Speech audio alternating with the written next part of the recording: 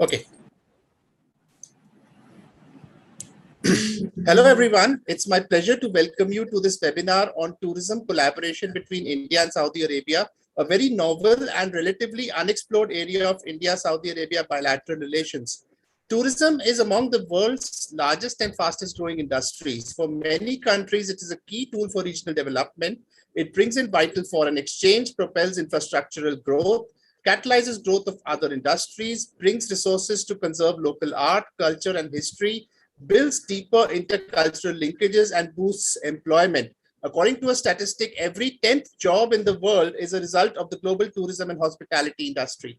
Although it is well documented and a hot topic of discussion, the impact of the COVID-19 pandemic on the sector needs to be highlighted just to emphasize the criticality of having a strong roadmap for its revival. In 2019, the global tourism sector contributed US $9.17 trillion or 10.4% to global GDP, according to the World Travel and Tourism Council. In 2020, these figures had dropped to US $4.67 trillion and 5.5% respectively, with an estimated loss of nearly 62 million jobs. In India, travel and tourism contributed 6.9% to the economy, with an annual size of US $191.3 billion and 8.8% of total employment in 2019. This dropped to 4.7% of the economy, or US $121.9 billion in 2020, with 7.3% of employment. For Saudi Arabia, this figure stood at US $79.2 billion, or 9.8% to the total economy in 2019, and dropped to 7.1% and US $48.5 billion in 2020. Contribution to employment in Saudi Arabia from tourism dropped from 12.2% to 11% in the same period. In the present context, both economies are undoubtedly looking at ways to revive travel routes and bring tourism back on its feet, while keeping the persistently unpredictable trajectory of the pandemic in mind. At the same time, the rapid pace of vaccinations gives us hope that the shadow of gloom over this sector will lift soon. At the same time, this is an opportune moment to introspect and plan the post-COVID roadmap of the tourism sector from a strategic perspective.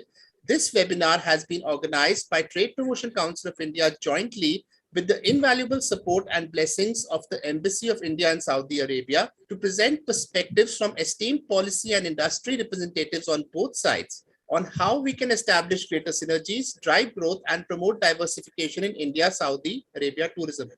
Now, to start this, before I start this discussion, it's my honor to now introduce our esteemed panelists to you. Please join me in welcoming.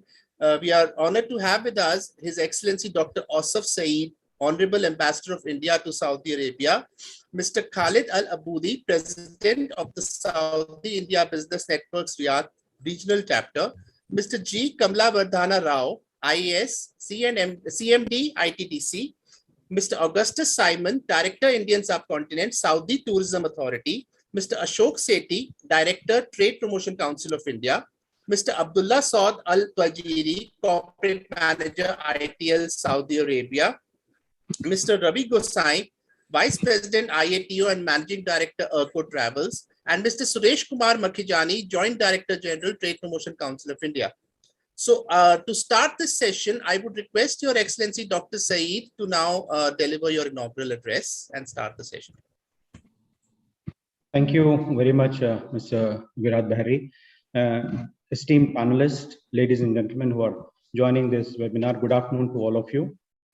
Today's webinar on tourism collaboration between India and Saudi Arabia is definitely taking place in the aftermath of COVID-19 pandemic in the world, which has caused widespread distress to economies, practically every nation across the globe. And obviously the sectors which were worst affected were travel, tourism, and hospitality. In fact, the UN World Tourism Organization, UNWTO, described 2020 as the worst year on record in the history of tourism. So as various countries are taking measures to ease restrictions and open up their economies, there is hope that travel and tourism industry would eventually revive, though gradually. So as far as the two countries, Saudi Arabia and India, are concerned, we have become strategic partners in October 2019 by forming the Strategic Partnership Council during the visit of Prime Minister Shri Narendra Modi to Riyadh. And it is actually co-chaired, of course, by the two leaders, His Royal Highness Crown Prince Mohammed bin Salman on the Saudi side and Prime Minister on the Indian side. The two countries had also entered into an MOU in the field of tourism in February 2019 on the sidelines of the visit of Crown Prince to India. This is a significant MOU because inter alia it ensures development of sustainable tourism infrastructure through sharing of technology and best practices, organizing tourism events like this, promoting various forms of tourism, and encouraging mutual investments in the tourism sectors of both countries. Now, under this backdrop, I would like to just structure my talk into two subtopics. One, how can Indian tourism and hospitality majors take advantage of the burgeoning tourism industry in the kingdom? And the reverse, how can we, the Indian tourism industry, encourage more Saudi tourists to visit India and promote Saudi investments in the Indian tourism industry? So focusing on the Saudi tourism industry, the kingdom has been handling the religious tourism since centuries. However, the mainstream tourism in the kingdom is relatively nascent. Earlier, the tourism was handled by a commission, which is the Saudi Commission for Tourism and National Heritage. And the Ministry of Tourism actually came into existence only a year ago, which was in February 2020. And but significantly, after this agreement was signed with India in February 2019, we saw that the same year in September 2019, the kingdom introduced the e-visa system or visa on arrival system, where people from 49 different countries can apply visa ahead of time or take it on arrival at the airport. So with this scheme in 2019, before the pandemic, more than 500,000 visas had been issued. And actually, kingdom was gearing up for a big leap before, of course, pandemic hit. Now, the important context to see tourism is that the Saudi Arabia's Vision 2030 or the National Transformation Program seeks to market the kingdom as the regional and global tourist hub. Saudi Arabia is also seeking to increase the tourist footfalls to around 100 million tourists by 2030 from the current figure of around 20 million. But even this is the second highest in the MENA region after the UAE. So this, of course, is also hinges on the religious tourism, the traditionally stronghold, where the kingdom plans to attract around 30 million religious travelers annually by 2090, including 5 million Hajj pilgrims. Currently, the Hajj pilgrims are around 2 million. So religious tourism constitutes a significant portion of almost around 2.7% of the GDP. $20 billion were generated through the religious tourism in 2018. So the tourism sector currently accounts for 3.4% of Saudi Arabia's GDP, but is projected to increase to around 10% of GDP by 2030 and also create around 1 million new jobs. So the entire thing is part of the overall strategy of the kingdom to diversify its economy away from oil. And tourism is the second biggest revenue generator after oil, so it assumes great significance. The kingdom has been making significant investments in the tourism sector despite the pandemics. Large number of jobs were created in the last 2 years, through this effort. In June 2020, last year, a tourism development fund was created with a capital of $4 billion, which also helped in promoting the tourism industry. Globally, also there was an outreach by the kingdom to the tourism industry in particular. There was a tourism recovery summit which was conducted in May 2021. On the sidelines of it, the World Tourism Organization, UNWTO, opened its first regional office in Riyadh. It, in fact, is the first office outside of Madrid. And simultaneously, an international tourism academy was also created here. The kingdom also pledged about $100 million for the tourism community initiative of the World Bank. So all these measures globally the kingdom was taking to promote tourism industry in general, but of course domestic tourism and incoming tourism in particular. So what is it that the kingdom has been doing for the tourism industry? There are many things. First of all, we should understand that Saudi Arabia is a huge country, and there are thousands of historical sites in the kingdom. There are as many as 5 UNESCO recognized areas, sites. There are coastal areas which border along the Red Sea. So vast opportunities for coastal tourism. There's a huge desert span, which is the Rub al Khali, the biggest anywhere in the region. Different climatic zones. In fact, people may not be aware that there are hill stations in Saudi Arabia. So I think there are reasons for Saudi Arabia to promote. So particularly what the kingdom has done is that come up with several mega projects like the Neom City, which is a $500 billion project.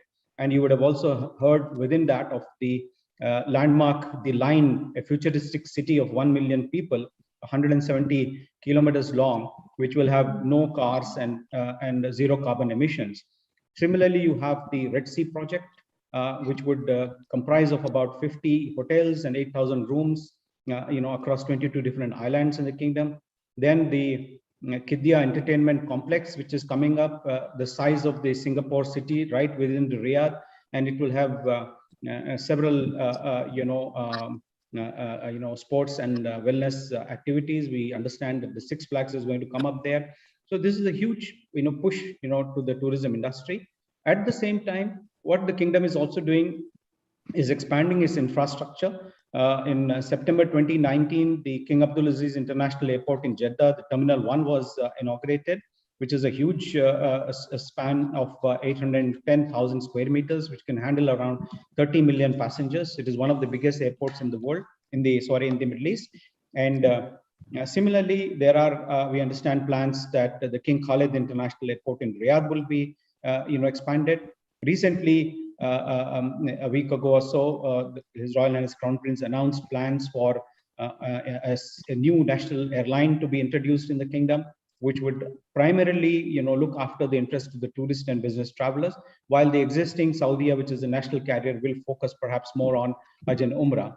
And likewise, there is a plan for creating a land bridge, between the Western Province, the coastal areas bordering the Persian and the Red Sea, and Riyadh, so that this will be a massive rail connectivity, which is previously unheard of in the kingdom. So all this, with all this, the kingdom plans to target international, passenger traffic, aimed at making the kingdom the 5th biggest air transit hub, using the 6 freedom rights which are there. Huge investments are being planned for this expansion. The kingdom announced that it is expected to attract 147 billion in investment in the transport and logistics, 35% of which will be from the PIF, the sovereign fund, but the rest will come from the private sector. The kingdom is aiming to attract new tourism investments worth around 58 billion by 2023, which could actually increase to 133 billion by the end of the decade. There is also huge activity in the form of introducing cruise traffic, cruises in the kingdom.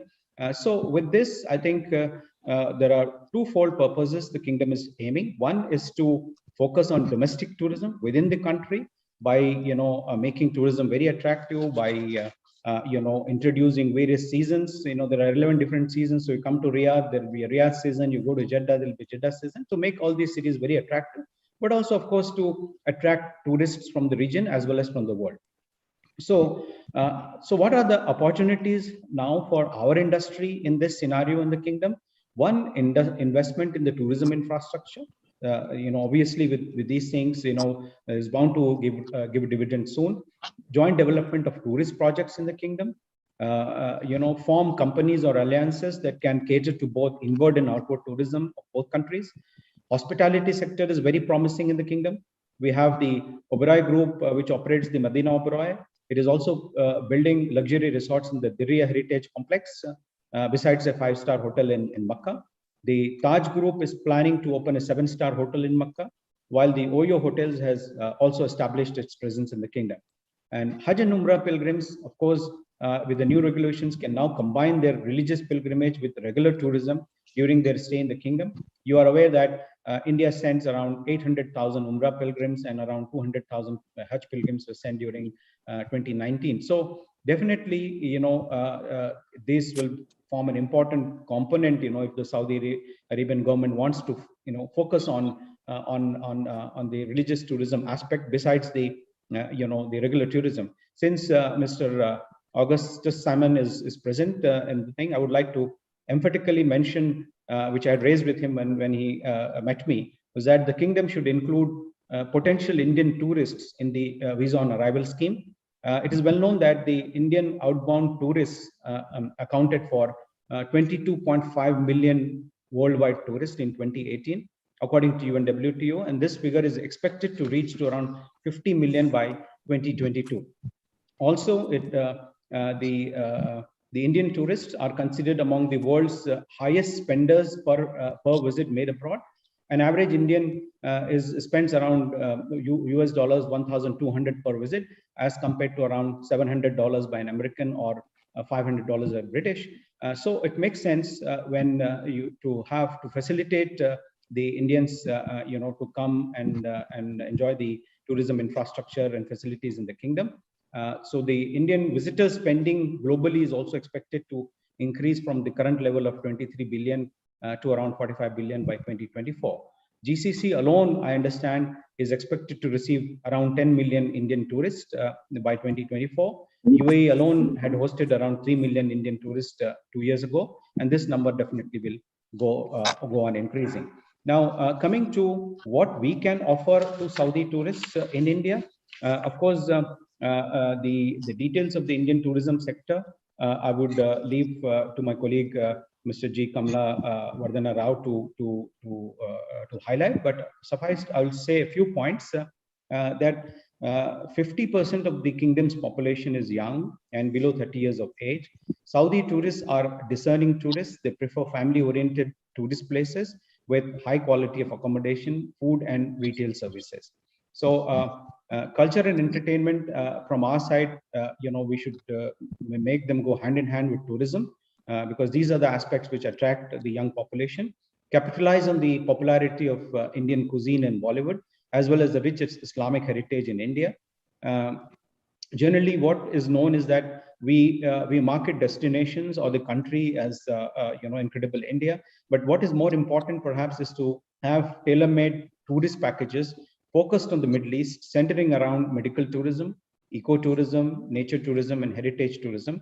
Popularity of yoga in the kingdom can also be one of the factors which we could consider. I am aware that there are many hospitals in India which have employed Arabic-speaking staff and are offering value-added services like assistance in shopping and other tourism post-medical treatment. So such innovative methods could also be explored. Just for your information, in a recent MOU between India and Saudi Arabia in the civil aviation sector, the bilateral air capacity has also been increased to about 50,000 seats. So there is ample scope to increase the direct flights. Issue of visas to Saudi nationals have been considerably liberalized, and we are issuing now 5-year tourist and business visas very easily. So as the tourism revival is very critical for economies, we need to have close collaboration and cooperation between various countries by involvement of all the stakeholders like the airline industry, tourism ministries, tour operators, and hotels. I would like to conclude by urging the Saudi authorities through the medium of this webinar to lift all travel restrictions between India and the kingdom and work out a mechanism whereby vaccinated persons could travel directly to the kingdom, either for Hajj, Umrah, tourism, or to take back their jobs or rejoin their families. This is very essential to restore the regular traffic between the two countries so that the national carriers could fly to their full capacities. This would also give a major boost to the economies of our two countries. Thank you very much, and I wish all the panelists the very best for a very meaningful discussion in this very important webinar. Thank you very much, TPCI, for organizing this. Thank you so much, Your Excellency, for making such relevant points, and actually which resonate also among the feedback we got from the people that they are eagerly looking to rejoin their jobs or even, do their tourism kind of activities in Saudi.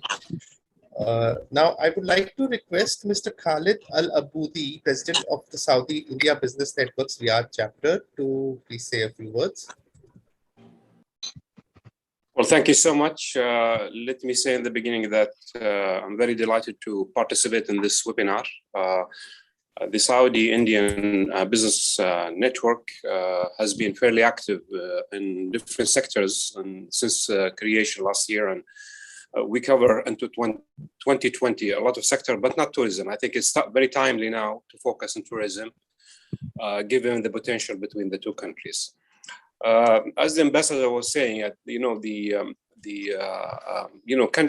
both countries have leaders with the vision to reform the economy, reform the public sector, and also unleash the power of the private sector.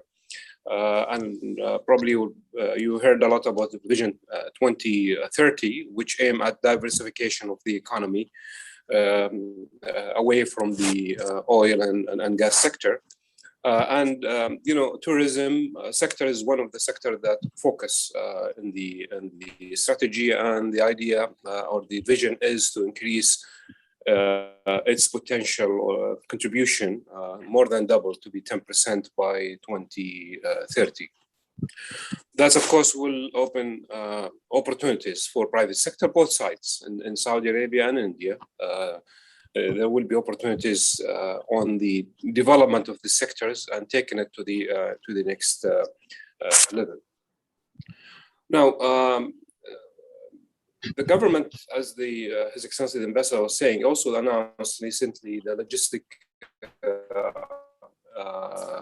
strategy for the Kingdom of Saudi Arabia, which supposed to increase the size of traffic to Saudi Arabia and use it as increasingly as a logistical hub for the region, including the new airlines that was announced. And these opportunities actually will mean more traffic coming to the Kingdom of Saudi Arabia. And I think since we're talking now India, Saudi Arabia traffic, the question is how tourism in both countries can be enhanced through the huge investment that will come to this sector.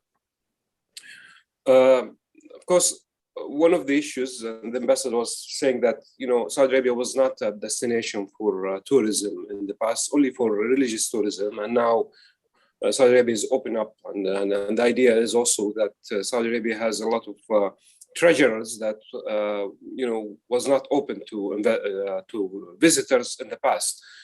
Probably those who are living in Saudi Arabia, the expatriates, they have the chance to go to various part of the kingdom.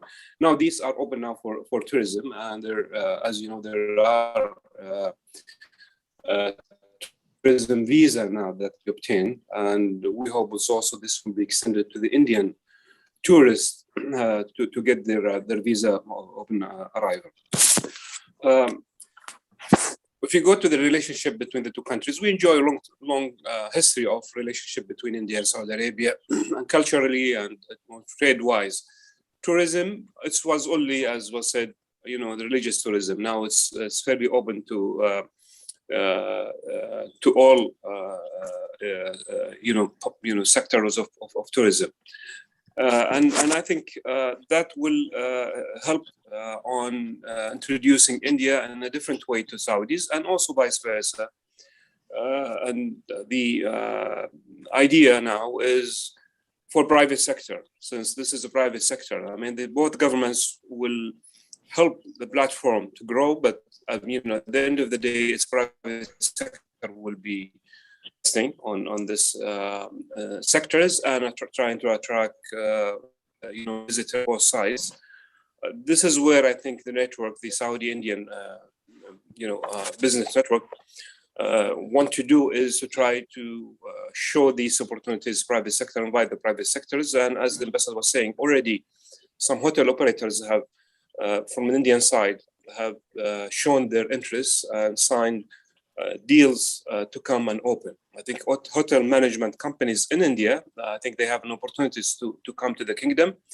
Their models actually is probably useful and also cost effective in terms of other hotel management companies around the world.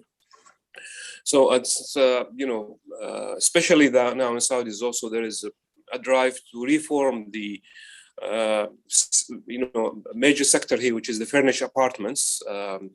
Now there is a new regulation to be run by management company rather by individuals, which mean that the opportunities for the Indian management companies is huge there. Also, health tourism is important. Since now the Saudis, they are given opportunities for people who are coming to Hajj and Umrah, for example, to see, other parts of the countries. It's also the same for India. I mean, when you go and visit India, it's an opportunity also to get in touch with the Indian, health institutions. Among them, there are, very high standards ones, and also the spot around India, which help on restructure, I would say, people's health again, and they came back with like 10 years younger. This is an important part. Saudi is now becoming much more health conscious now than before. It's not just yoga, but also, how to fix our habits and food and others. And there are a few places in India that can help that, and it's also proven to be very, very effective. So this is an opportunity for both, for the Saudi tourism, when they visit India, to also include health tourism there. There are a number of other issues or potential, which I probably later on in the panel, as a panel also participant, I will highlight. But for now, I think it's, as I said, this is very timely, event to have. And I'm sure that the Indian side is also, and the Saudi side as well, they're looking forward to lifting the restriction on travel. This is, as you know, it's a government,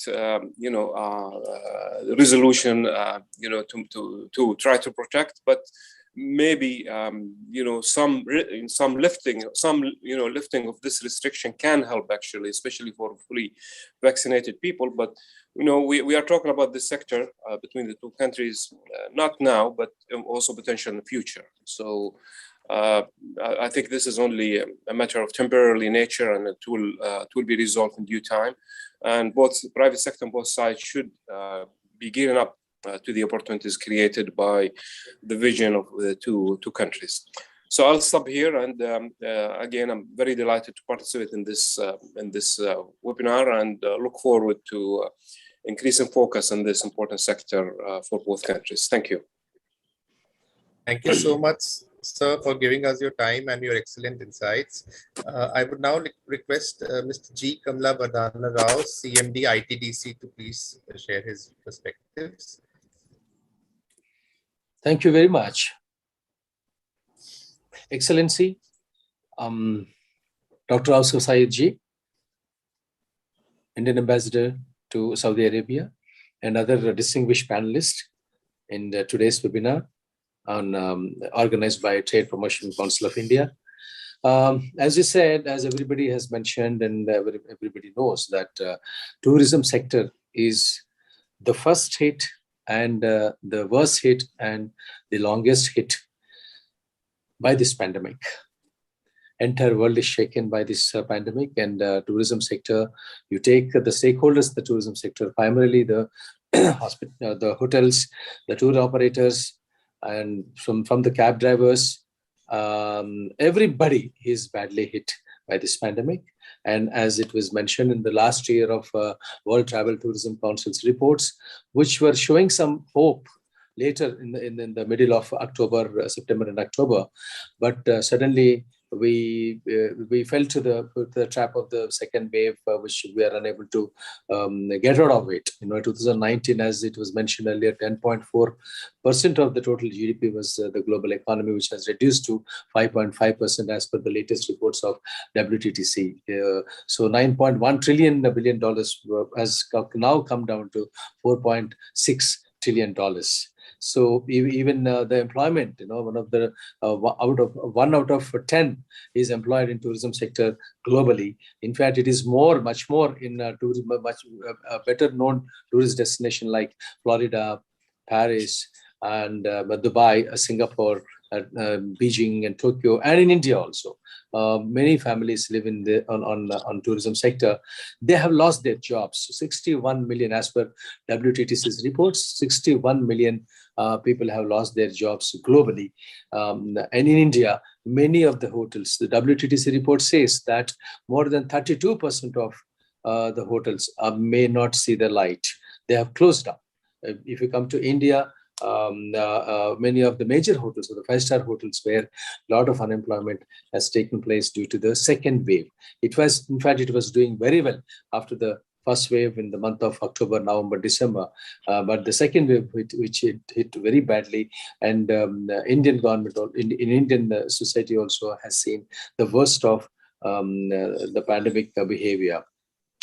Now, coming back to India and Saudi Arabia relations, which is historical, as everybody knows, as the Silk Route is popular, the Spice Route is also quite popular, where all the ships in the ancient period, in the medieval ages, the ships used to travel from Arab countries only based on the wind movement, the climate, based on the climate, used to come and land in Kerala. So with my personal experience and as like a tourism secretary in Kerala, which we started spice routes with the support of the Minister of Tourism, Government of India, which was inaugurated by Honorable Pranab Mukherjee. So the spice routes itself has indicated historical roots and historical bondage between India and Saudi Arabia, where a lot of spices used to be exported from India, and whether it's clove, whether it is cardamom, they have, in fact, interestingly, have become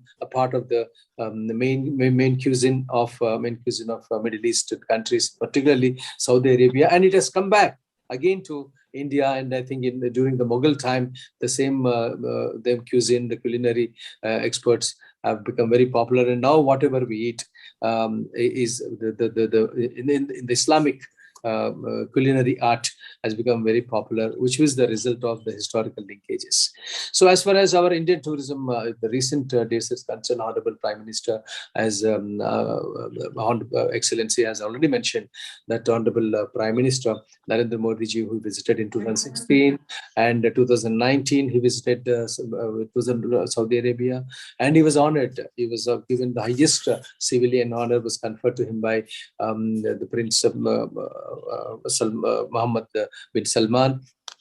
Then similar kind of reciprocation was offered by the Indian government when the later had joined, has arrived India.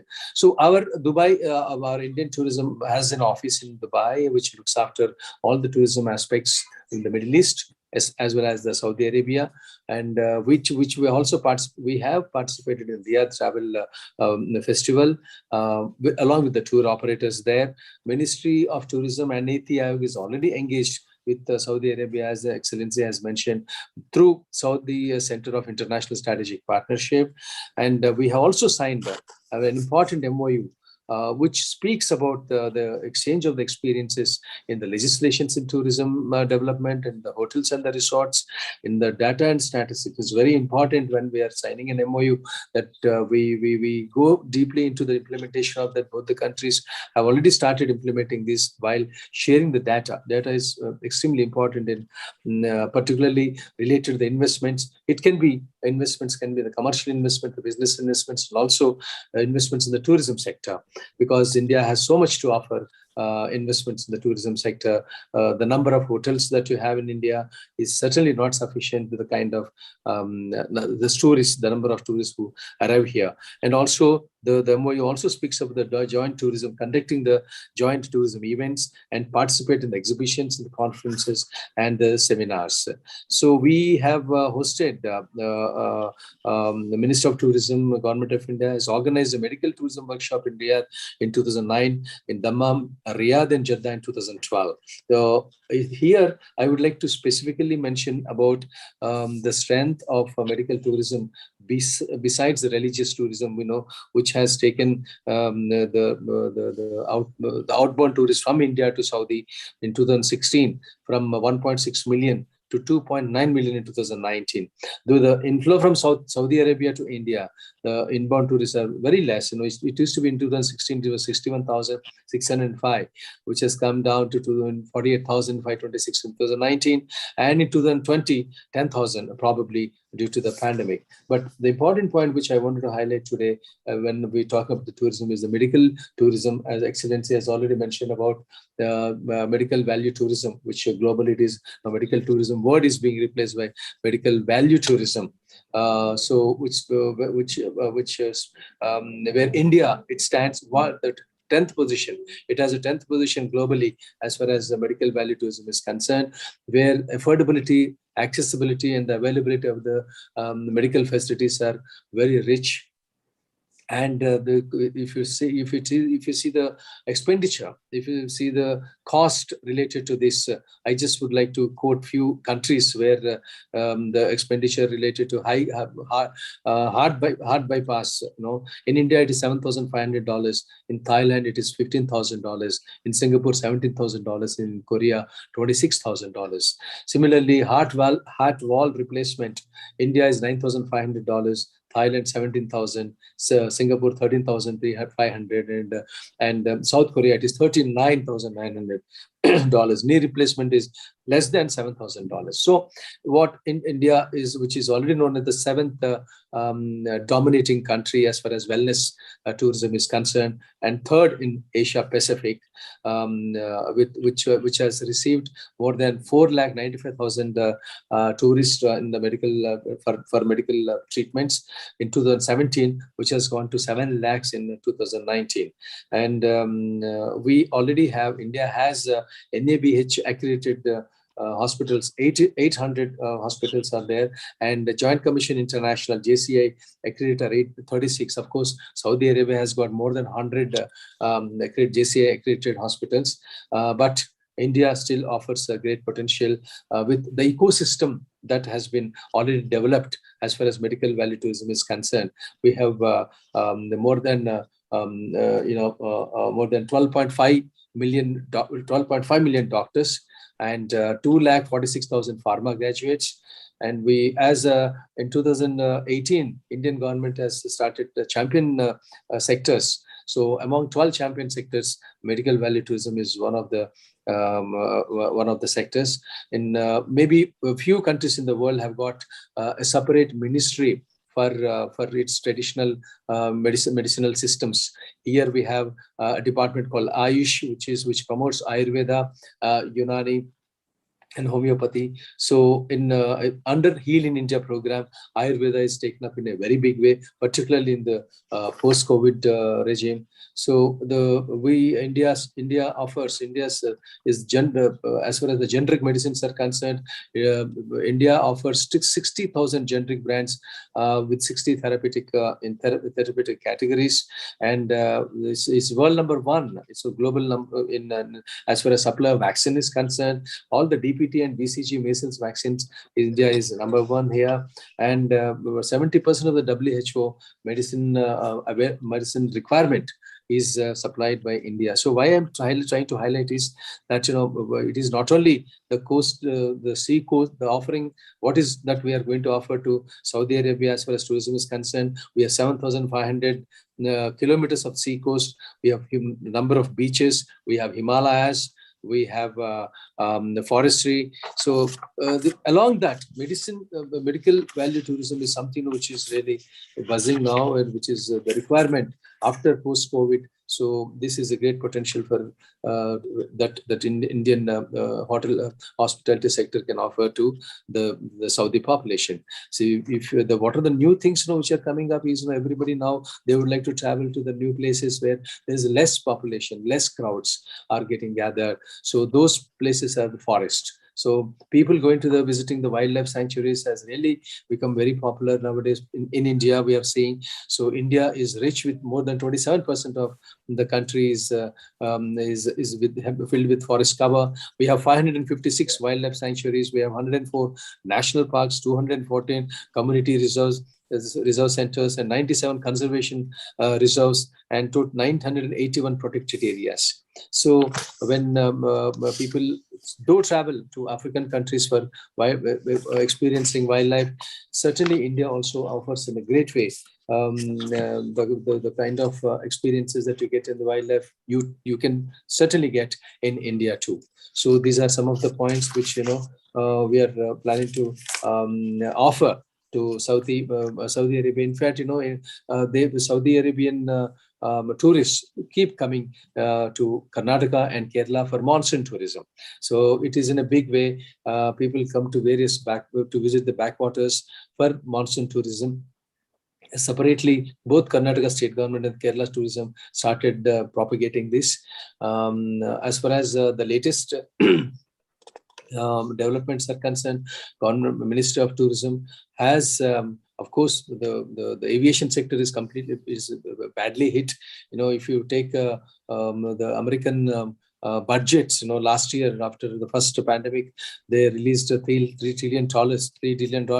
Out of $3 trillion, $2 trillion were only for civil aviation and the tourism sector. So we also, in the civil aviation sector, which is badly hit, we're just trying to see that these borders are opened, civil aviation sector restarts. Many countries' borders they've closed now.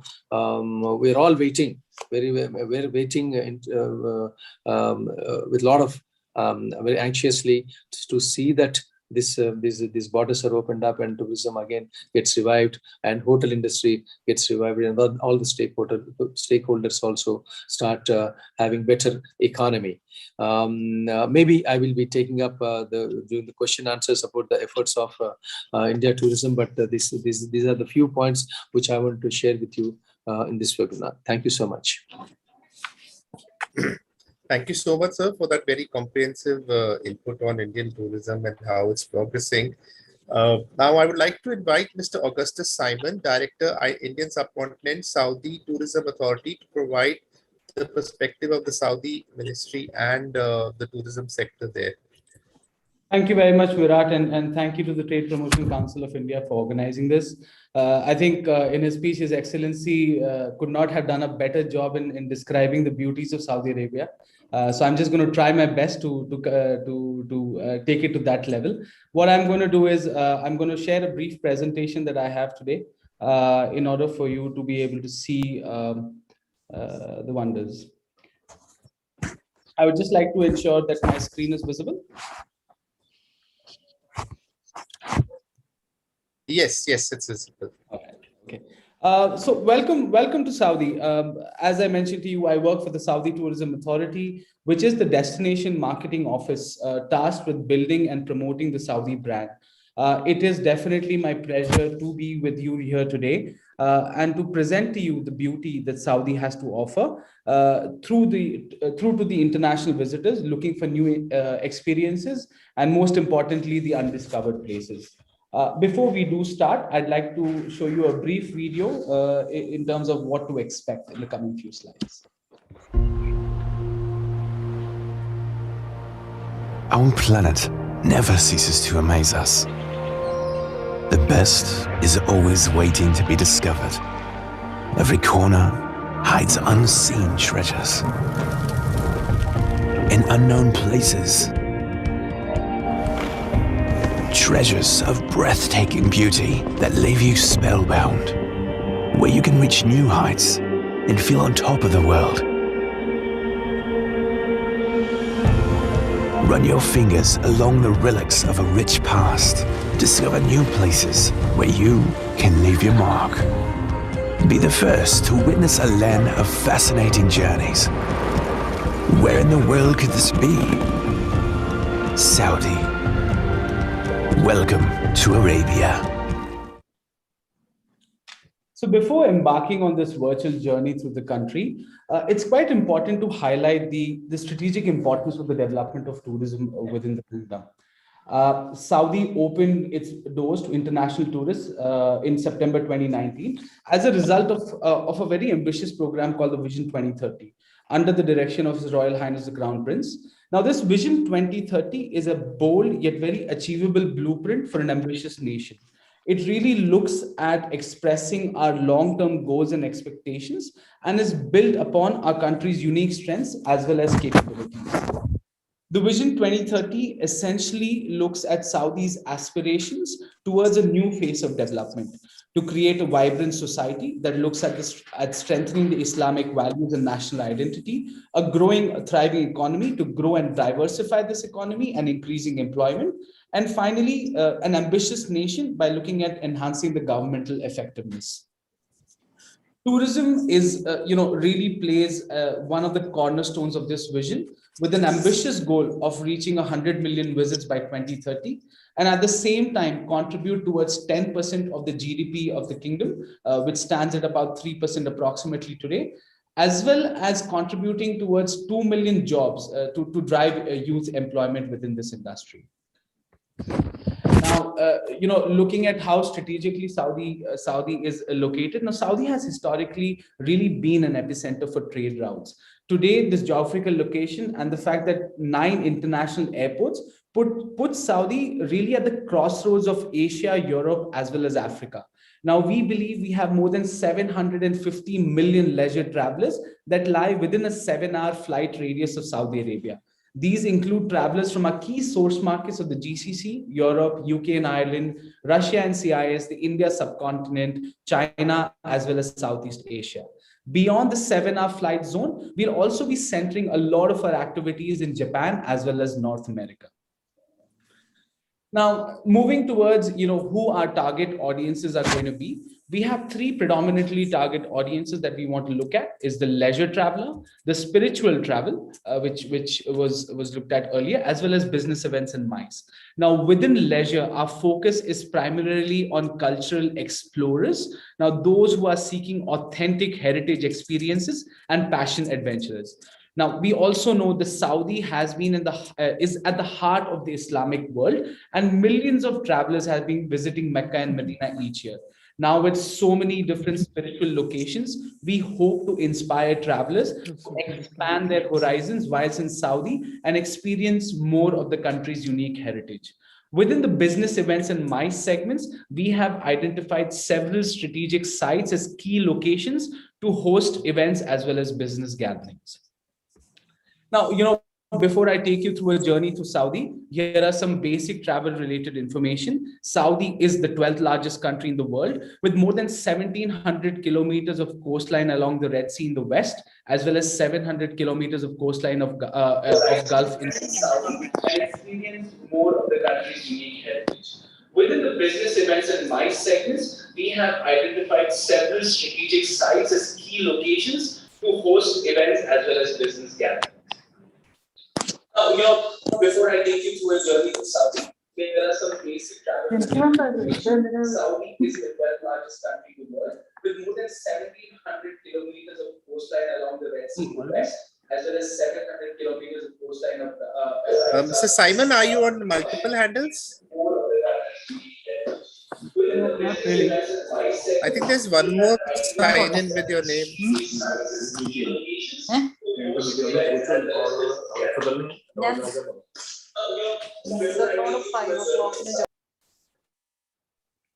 Am I audible? Yeah, I think now it should be fine. All right. So in September 2019, Saudi introduced an online e-visa for 49 nationalities, which can be obtained within 24 hours at a cost of 440 Saudi riyals. Now, whilst India is not on the list of these 49 nationalities, any Indian with a valid UK, US, or Schengen visa and arriving on a Saudi national carrier is eligible for a visa on arrival into the country. Again, you can travel within the country or between the regions using any one of the domestic carriers, which is Saudia, Flynas, or Flyadeal. And again, accessibility within Saudi is very, very easy. Again, the Saudi traditional dress for women, the abaya, is not mandatory for international travelers. However, tourists are encouraged to dress modestly and respect the local culture. Now, it's very important now that we've covered the strategic information. Let's explore some of the iconic locations and experiences that Saudi has to offer. Now, as part of our national tourism strategy, we believe we have 13 key locations which are ready to take in tourists today. Now, with Saudi Arabia, our majority of our tourism strategy revolves around nature, culture, heritage, as well as adventure. And majority of these sites would have, a little bit of these assets. Now, these destinations and experiences showcase the natural beauty, the diverse landscapes, as well as the authentic, unparalleled hospitality. Now, Saudi has some extraordinary diverse landscapes. You have rocky mountains and wadis in the north. And believe it or not, these can be covered with snow during the winter. You also have the untouched islands and the sandbanks of the Red Sea, which are home to a wide range of dolphins, turtles, corals, and the pristine marine life. Saudi is home to the biggest sand desert in the world, the Rub al Khali, also known as the Empty Quarters, as well as the lush mountains that reach almost 3,000 meters above sea level and are a popular summer destination for the locals, where temperatures do not go above 25 degrees Celsius during the hotter months. Now, just to take you through, now Riyadh, the capital of Saudi, is a blend of both the ancient and the modern, and home to both the historical roots of the kingdom as well as the modern day metropolis. Now, within Riyadh, you have Diriyah, which is the birthplace of the first Saudi state and home to the kingdom's most ambitious heritage development. Now, this is a designated UNESCO World Heritage Site, and Diriyah is a beautiful example of the traditional architecture of the region. An hour's drive away from Saudi is also the edge of the world, which, reaching through the winding desert trails that run along the ridge of the Tuwaiq region. Now, this spectacular spot offers uninterrupted views from 1,000 meters above the valley floor. Moving on to Jeddah. Now, on the west coast is Jeddah, which is Saudi's second largest city. It's got its own charms, customs, and a wonderful corniche. And Jeddah has been welcoming the world for centuries, and today is a vibrant multicultural society. Al-Balad, or the historical downtown area of Jeddah, which was originally built in the 7th century, is a memorable experience. Now, the unique architecture and colorful markets really offer you a glimpse of the past, preserved through restoration of striking townhouses as well as narrow streets. You also have the Red Sea Wonders, which again is a gateway for Jeddah. You can actually spend a day on the water here by renting a boat or going fishing. You also have north of Jeddah, which is renowned for its stunning beaches as well as the mesmerizing turquoise ocean. And you can actually spend your day snorkeling, swimming, or boating. You finally have Alula now, which is one of Saudi's most iconic destinations. It's a place of extraordinary human and natural heritage, located about an hour and a half away from Riyadh or Jeddah. This is being transformed into the living museum, which tells the stories of over 200,000 years of human history and encompasses heritage, nature, arts, as well as culture. Hegra, which is actually located inside Alula, is Saudi's first UNESCO World Heritage Site. And this ancient Nabatean site features more than 100 beautiful monumental tombs. Moving towards the eastern province, you also have Al-Hasa, which is the world's largest natural oasis with more than 100 desert springs. This is the city's many archaeological landmarks, which show traces of human settlements all the way back to the Stone Age, and it's also given it a UNESCO World Heritage status.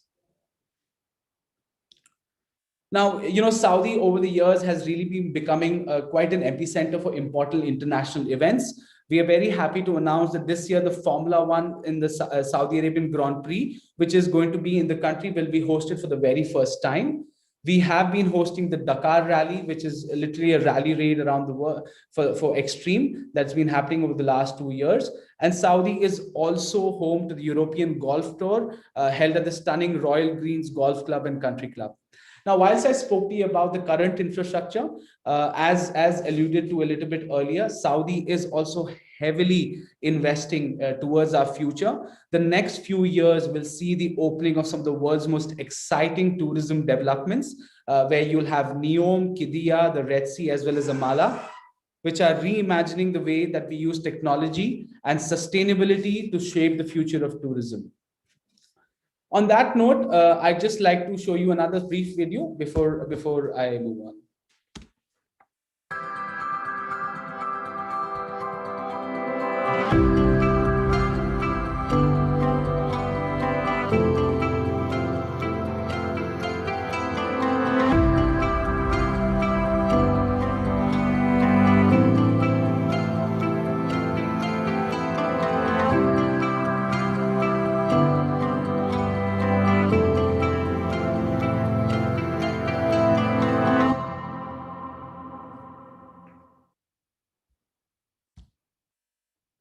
Thank you very much.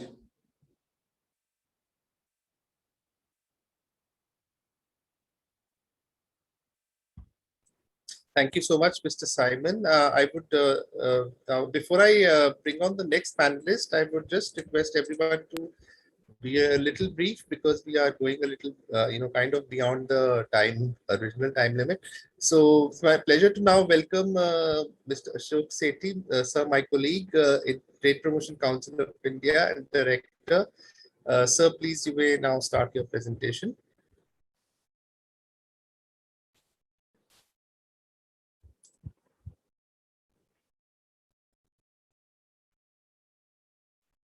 So you're on mute, please. You're on mute. Yes, okay, fine. Once again, thank you, Virat. Your Excellency, Dr. Asud Said, Ambassador of India to Saudi Arabia, respected Mr. Khalid Al-Aboudi, President SIBM, Riyadh Region Chapter, respected Mr. G. Kamlabardhan Rao, Chairman and Managing Director, ITDC, Mr. Augustus Simon, Director, Indian Subcontinent Saudi Tourism Authority, Mr. Abdul Saud, Corporate Manager, ITL Saudi Arabia, Mr. Ravi Gosai, Vice President and IOTA and MD Airco Travels, and Mr. Suresh Makijani, Joint Director General, Trade Promotion Council of India. Well, at this particular stage, all I can say is that a lot has already been spoken. Probably what I'm going to say is only being a repeat. But however, I have something to say, and definitely I would like to pinpoint on where we are coming from. I have a short presentation, and I do hope that you will all appreciate it.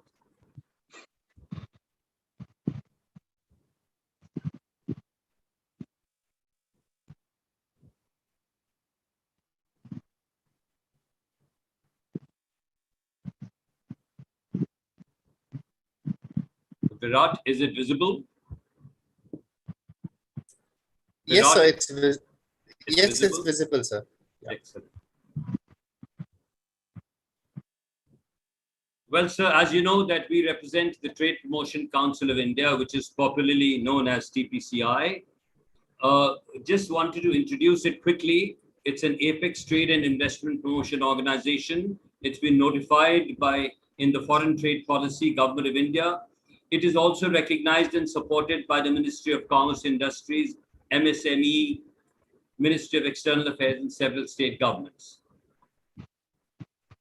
Around 2,500 active industry members from food and beverage, food processing, technology, infrastructure, and service sector is what we comprise of.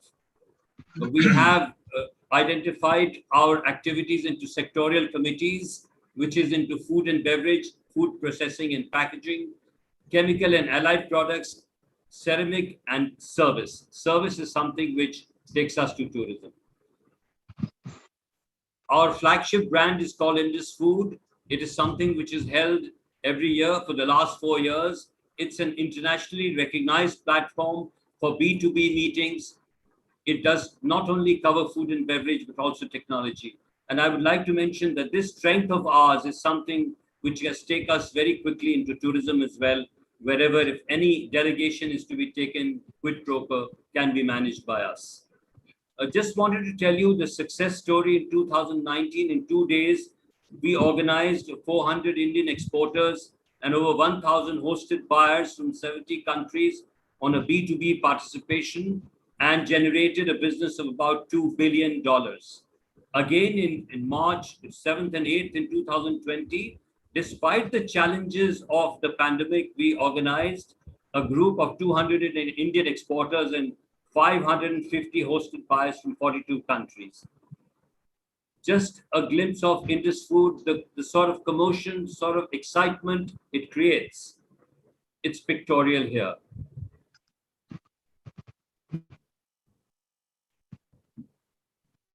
Again, topics which have already been discussed, I just wanted to reiterate on certain facts that, we did a quick analysis and we came to the conclusion that the total tourists which go to Saudi Arabia are around 20 million in 2019.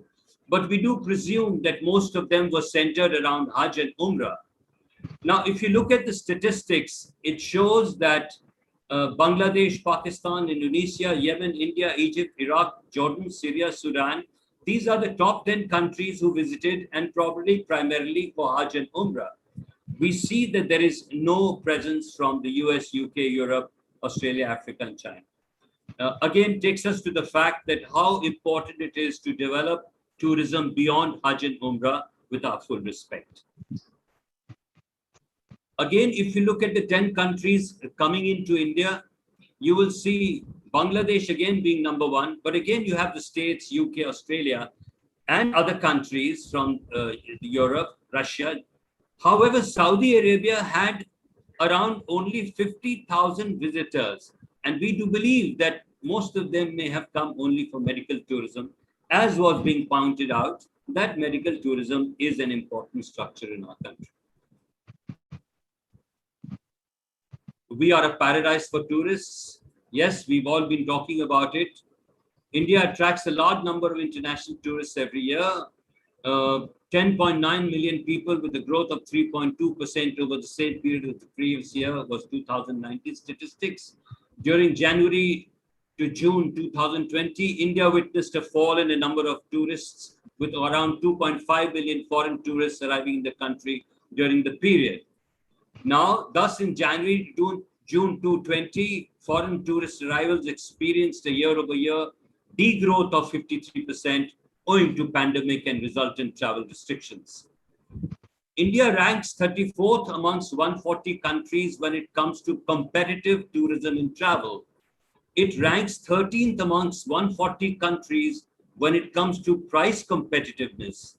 It ranks 8th in cultural resources and business travel. And according to the Ministry of Tourism, India is 22nd largest destination for international tourists. And it's very interesting to know that just the states of Tamil Nadu, Maharashtra, Uttar Pradesh, Delhi, Rajasthan, and West Bengal attract 72% of foreign tourism.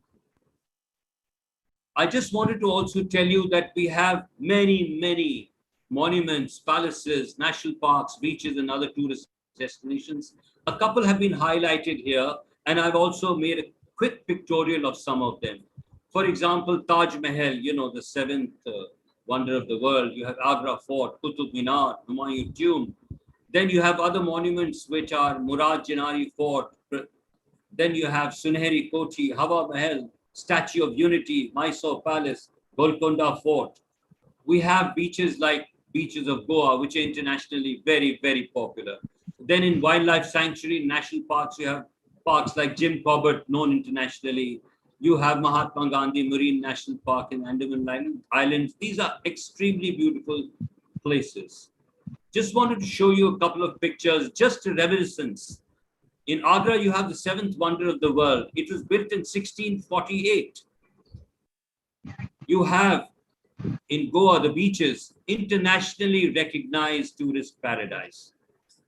You have a heritage tomb of the Mughal Empire built in 1570 in Delhi. It's called the Humayun Tomb. Then you have Mysore Palace, a jewel in the crown in architectural marble, built in 1897. You have the Golconda Fort in Hyderabad. Its descending drinking water supply system is a marvel even today. This fort was built in 1143 AD.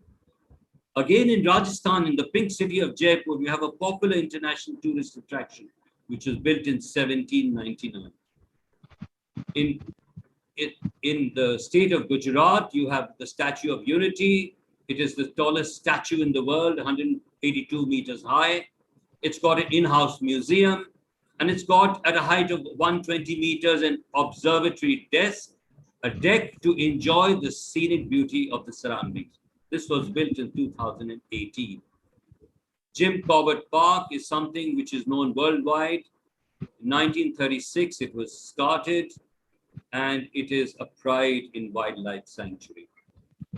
Not to forget about Kerala, the backwaters, popularly known as Kerala is popularly known as the God's own country.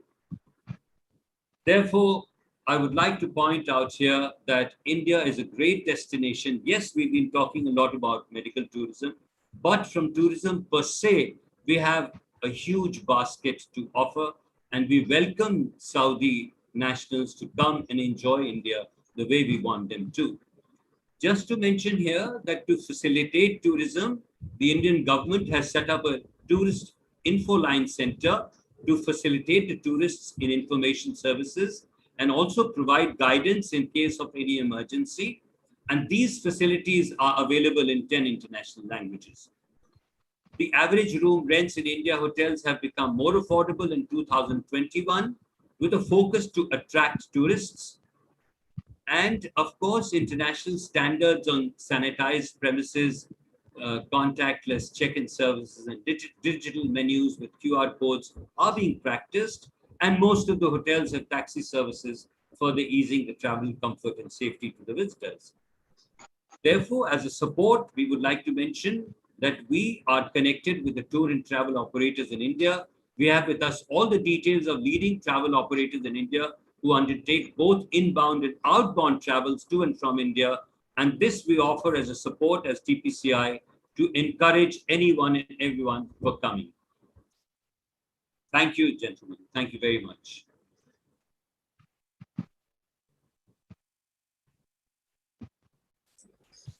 Thank you so much, sir, for presenting that insight. I would now like to request Mr. Abdullah Saud Al-Twajiri, Corporate Manager, ITL Saudi Arabia, to give his address. Again, requesting panelists to be as brief as possible to ensure that we are on track with the time. Yes, good afternoon to all. Good afternoon, sir. Respected Excellency Ambassador of India to Saudi Arabia, Dr. Asaf Saeed, Mr. Ashok Sethi,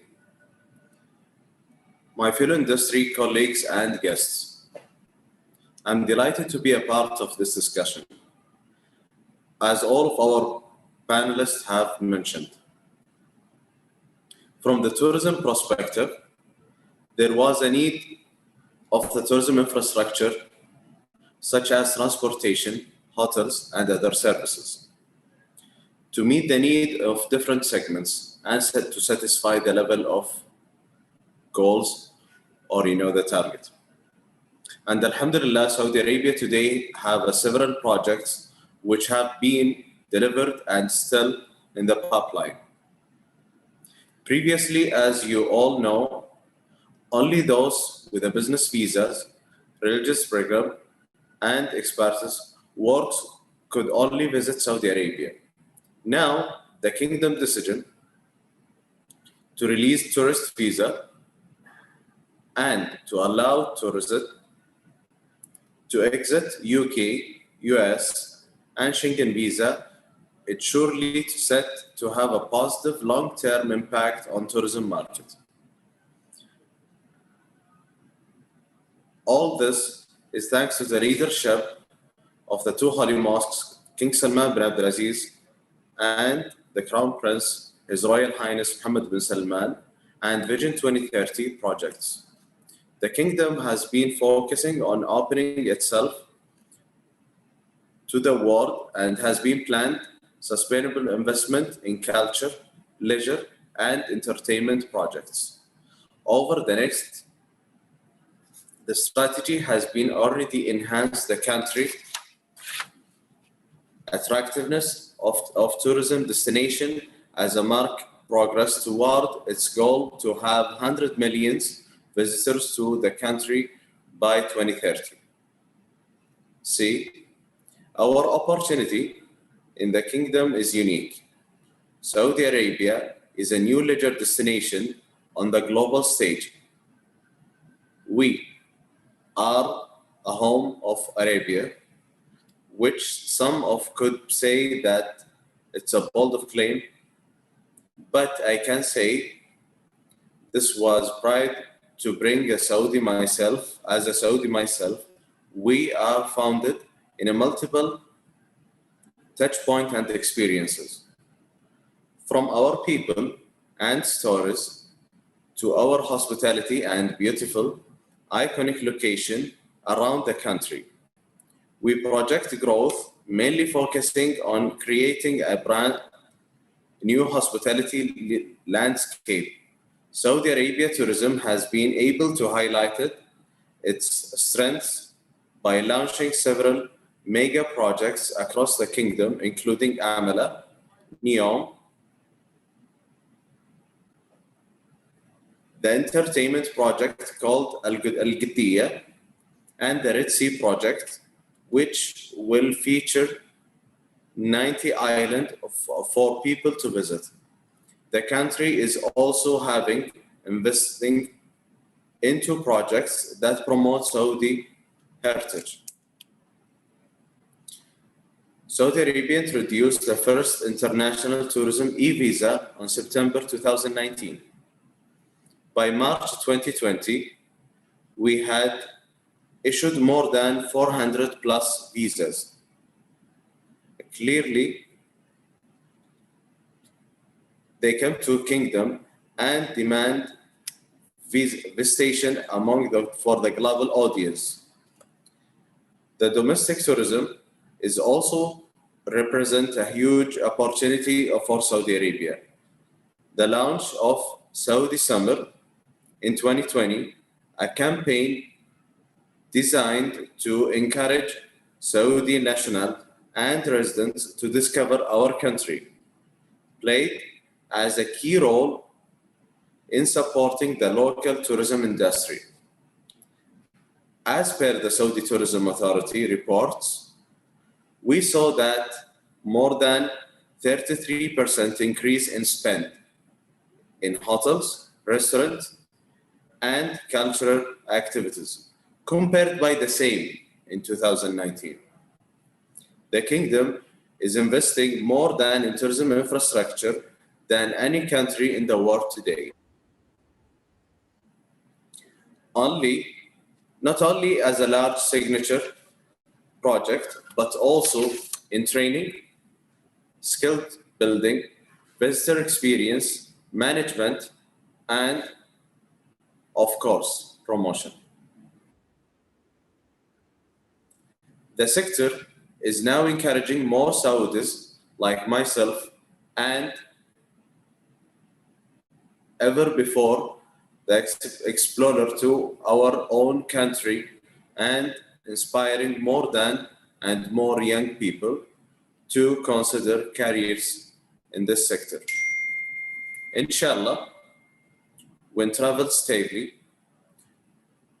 resumes and borders reopen, I'm feeling confident that we will see a large number of leisure arrivals again.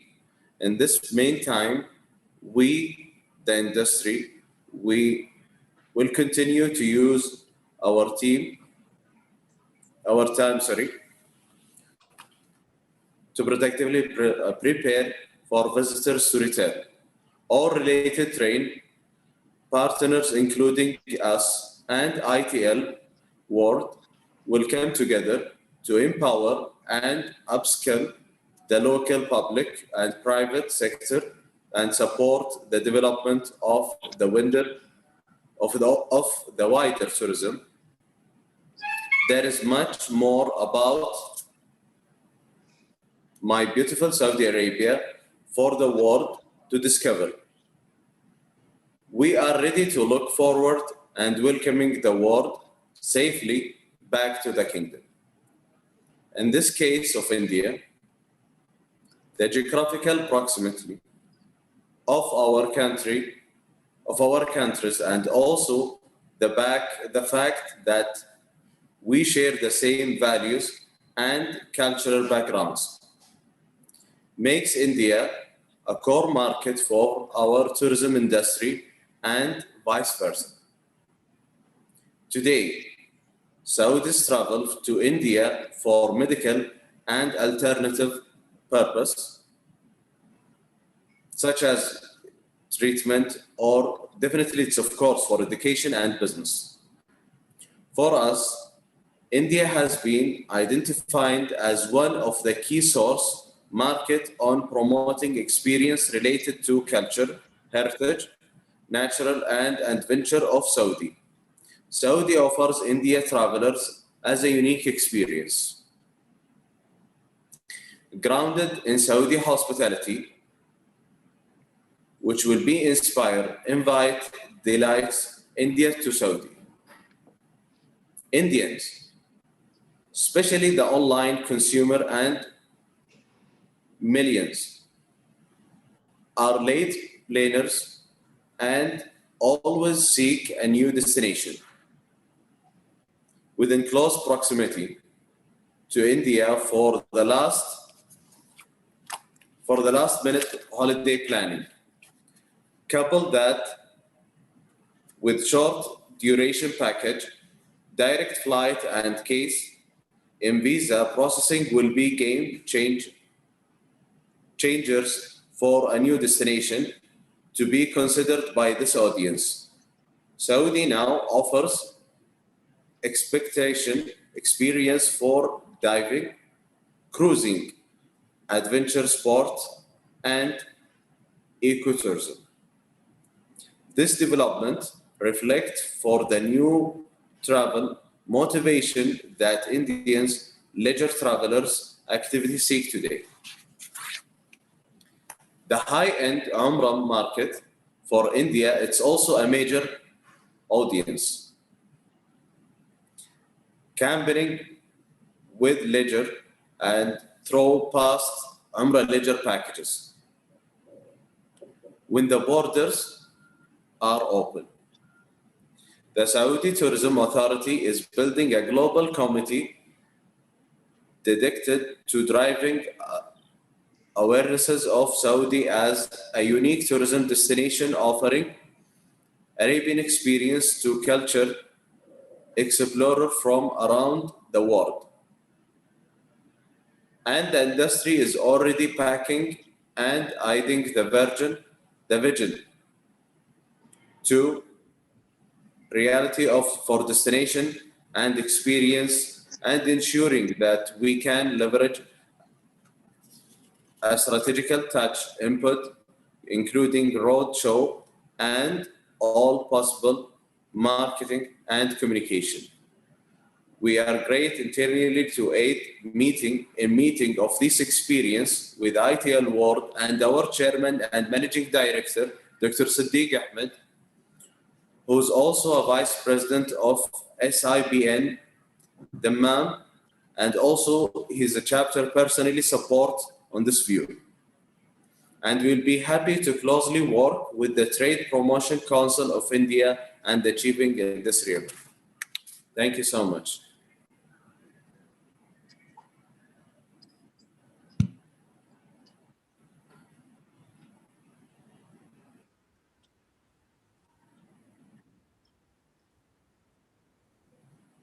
Yes, sorry, apologies. I got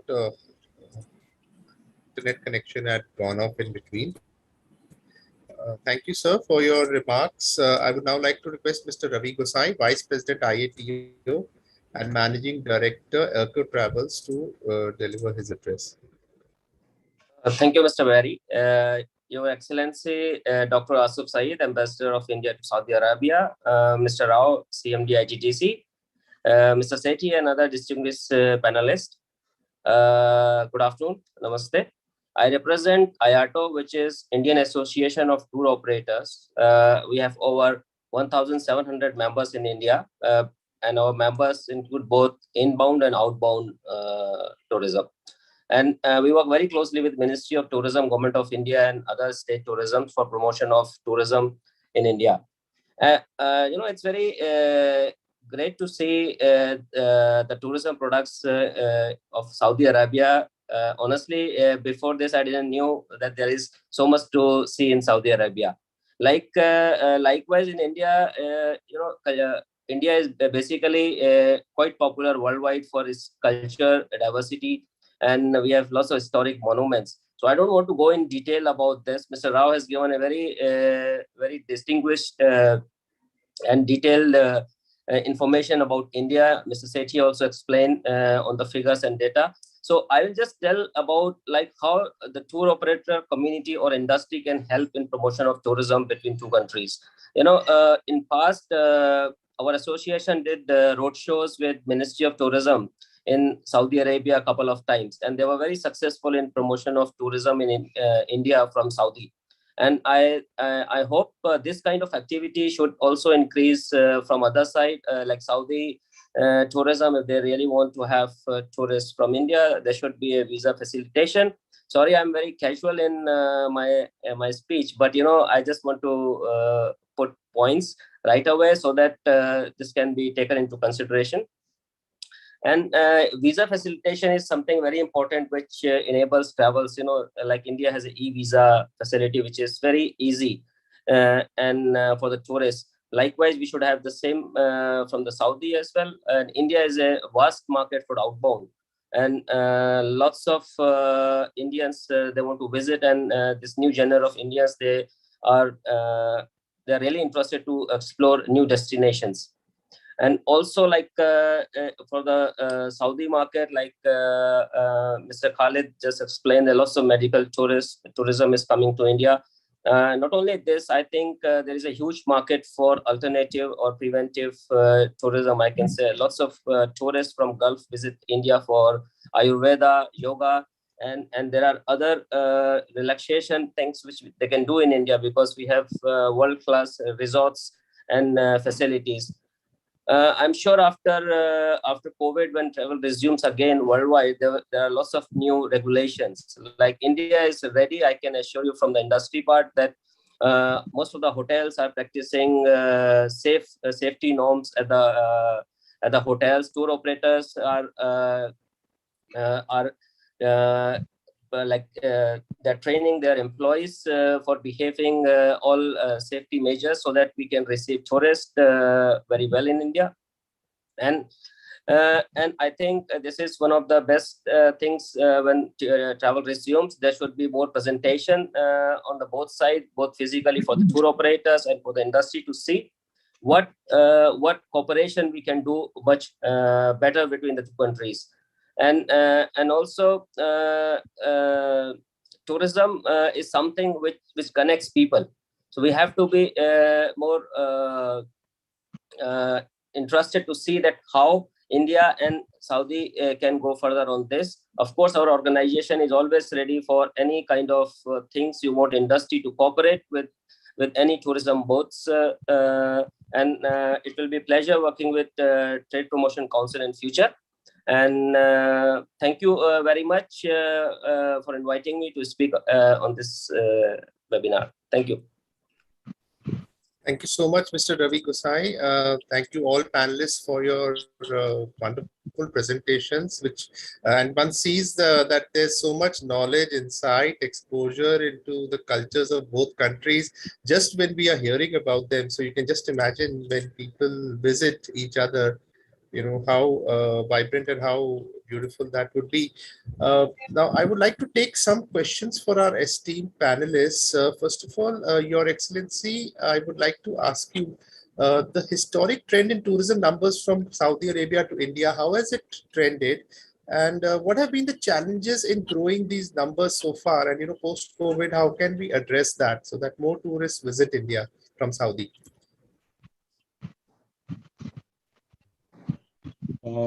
As was mentioned, the numbers of the Saudi tourists to India is actually way below the potential which the two countries actually can offer.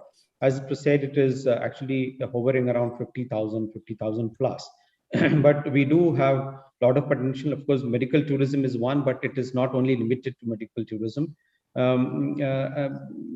Post-COVID, certainly we look forward to the increasing town number. We know that large number of Saudi tourists go to Southeast Asian destinations, but with increased connectivity of India also to Southeast Asia, India can become a transit hub also for the Saudis. They can spend time in India for tourism, leisure tourism, heritage tourism, and then of course go further ahead to continue where they would like to. I think important aspect here, as I said, in my presentation, was to have easier packages, centered, around the Middle Eastern, tourist, arrivals. That will be very easy, and then also create a specific destination so that there is ample choice. So what is generally happening is that while the tourism officers, for example, in Dubai or elsewhere, we are only marketing India as a country, as a destination. But then what we need to do is that rope in along with other tour operators and the carriers, so that packages are designed specifically for Saudi Arabia. As far as the government is concerned, I have mentioned that we have eased the visa issuing process. So generally within 72 hours, any Saudi family can, without visiting the embassy or the consulate, can obtain multiple entry visas, tourist visas to India. So that I believe would be something very encouraging for anyone to explore India. Now yoga has become extremely popular in the kingdom. As was also mentioned that many Saudis also go to explore alternate forms of medicine, and and especially in Kerala, the Kottakkal and many other destinations. So I think all this combined together, we can provide a thrust to that. As was also made in the presentation from the Saudi side, the Saudi Arabia is also becoming an important destination for the sporting events. And we are also engaging with Saudi Arabia to promote cricket in a big way here. So that could also be another opportunity for two-way exchange.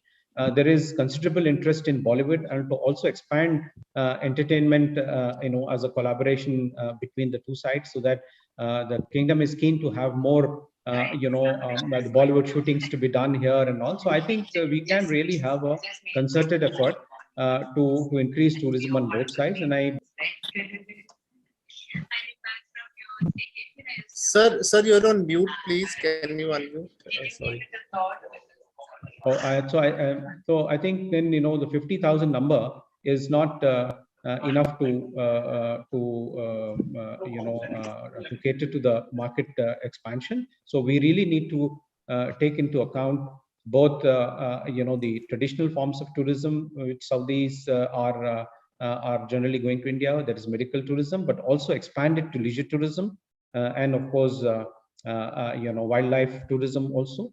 Plus encourage the cultural aspect of the relationship. Thank you. Thank you so much, Your Excellency, for the work you're doing to build these synergies on both sides.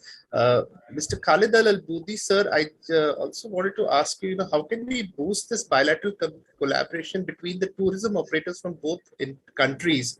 How can this be enhanced? So industry to industry collaboration. Well, as the ambassador and also Ashok said, the numbers right now is very, very modest, and the challenge is to increase the number. Now, there is a strong desire from both sides to increase these numbers, increase the bilateral trade and investment as well. And if we want to take this investment to a higher level, then it's in the private sector. Of course, who should be the one who takes it. The government's role, as usual, is to facilitate and improve the infrastructure, but it's the private sector at the end of the day which should be doing the investment. I think on the Saudi side, let's say, that the Indian companies which have come here and established Saudi, it could be 100% owned by them. So they established Saudi companies own 100% by them. So your voice is a little inaudible. Your voice is inaudible. Can you be a little louder, please? Sir, I'm sorry, but I'll try my best again. What I'm saying is that it's for the Indian companies that can come over here, Saudis, and establish presence where they can own the business 100%. Now, being Saudi companies or subsidiary here, they can enjoy all the financing available for them to do business here, including also tapping the Tourism Development Fund, which is recently established with a $4 billion capital. Now, what are these companies? They could be hotel management companies that can provide cost-effective solutions to manage hotels here in Saudis. They could be treatment centers that they can come here and establish presence, especially in the countryside of Saudis, like in the south in the mountainous area of Asir, for example. with their experience, they can have a treatment center over there as well. That could be, as I said, 100% owned by them, but they can enjoy also the financing available here. There are a lot of destinations that to be developed as resorts along the Red Sea. That could be opportunities also for Indian companies to do that. Also, one of the aspects is also the Hajj and Umrah visitors from India. I think also there is an opportunity to enhance the services they receive in Mecca and Medina. Working maybe closely with the Hajj Commission of India to improve the housing and transportation. This is an opportunities for Indian and Saudi companies to work there. I think also one of the important aspects, which is the medical tourism from here there. I think the Indian traditional medicines have been also a good attraction for Saudis. Now, these centers probably are not very much, very, very popular globally, but in Saudis, they're not knowing in a wide range. And I think one of the issues could be the, accreditation of these centers, this kind of a treatment. I think this is an opportunity also to see if we can connect, both, sides and, encourage these, providers of traditional medicine, Indian medicine, to come and establish a presence in Saudi Arabia.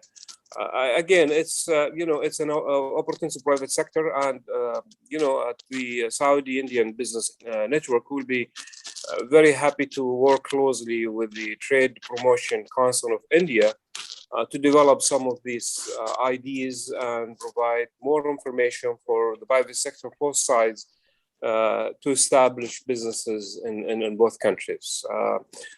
Again, I'll be happy to work. We would be happy in the network to work closely with all, even tour operators, for these opportunities to materialize, including providing insights and advisory and all of this, because it's for me, I think it's an information asymmetry that we have over here. It's not opportunities are there. It's just the information are not there, and we need to make sure that they are available. Thank you. Thank you so much, sir. We look forward to collaborating on these opportunities, definitely. Mr. Rao, sir, I would like to know from you what key steps the government is looking towards to revive India's tourism sector now, as we see a possible end to this pandemic period. What are the most lucrative avenues for tourism growth in the post-pandemic period, according to you, and for tourists, international tourists in general, and Saudi tourists in particular?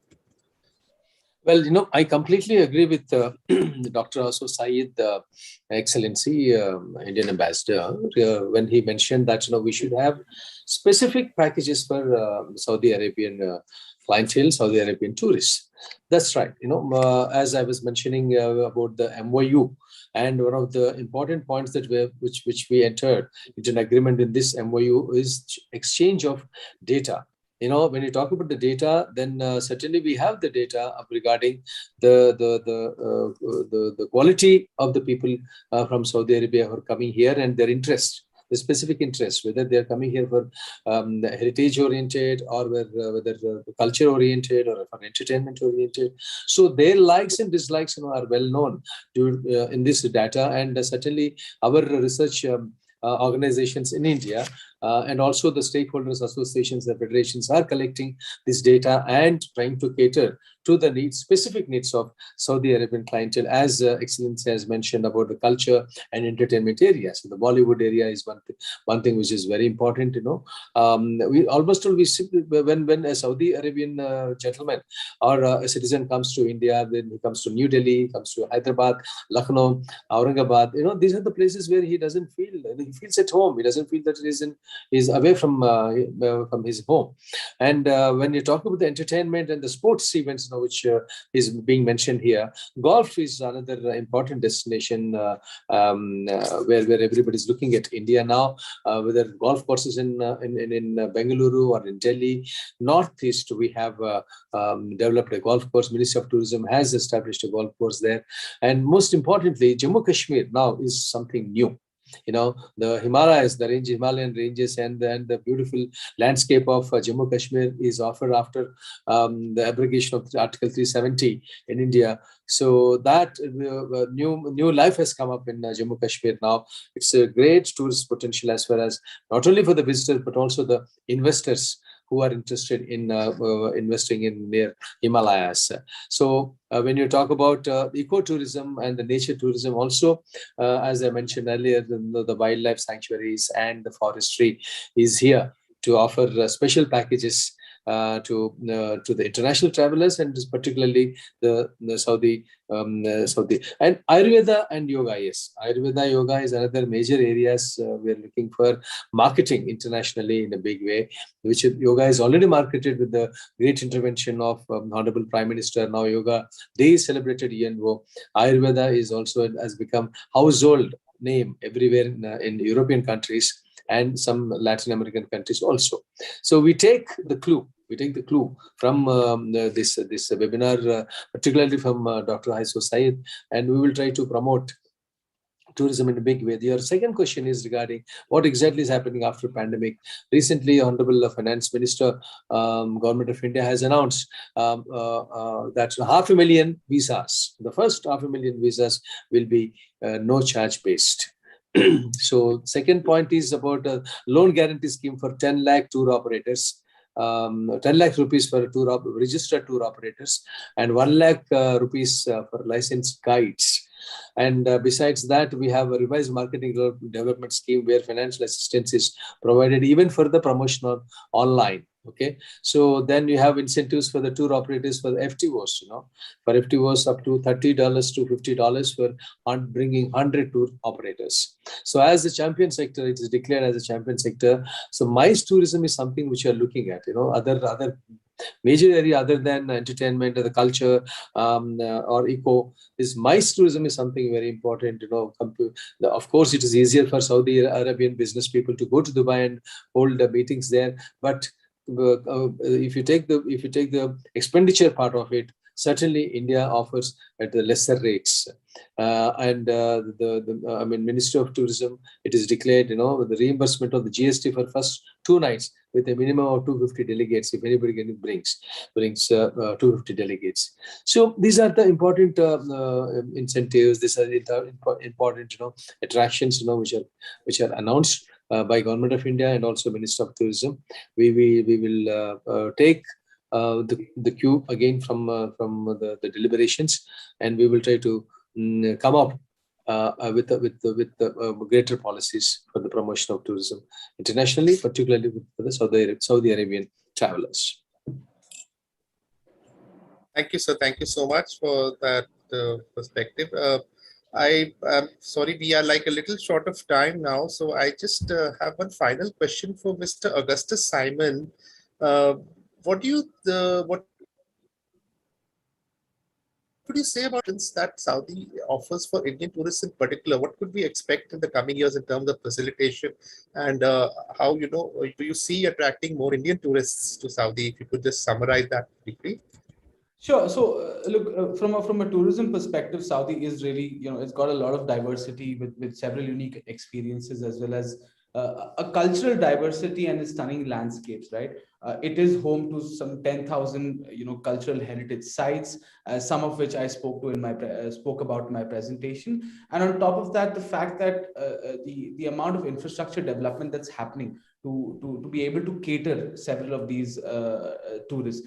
India being a cornerstone of what we want to do and cater to the Indian population in terms of tourism, whether that is the leisure tourist, the Umrah plus element, which is coming in for Umrah and then extending their stay. It's also looking at the VFR traffic, which is visiting friends and relatives. You have a large diaspora of Indians who live and reside in Saudi Arabia who've been wanting to, get their family and friends. And these are core to our strategies when we look at what we want to do in India. Obviously, as has been mentioned before, that visas play a very critical role, and that's something us as a tourism body, along with the Ministry of Tourism as well as Interior, are looking very, very closely to see how we can facilitate this to make it a foolproof, easy process for Indians. Besides just the visa on arrival, it is a testament of our willingness to go into the market that we soon, in the next 2 weeks, will be launching the Saudi Tourism Authority official office in India,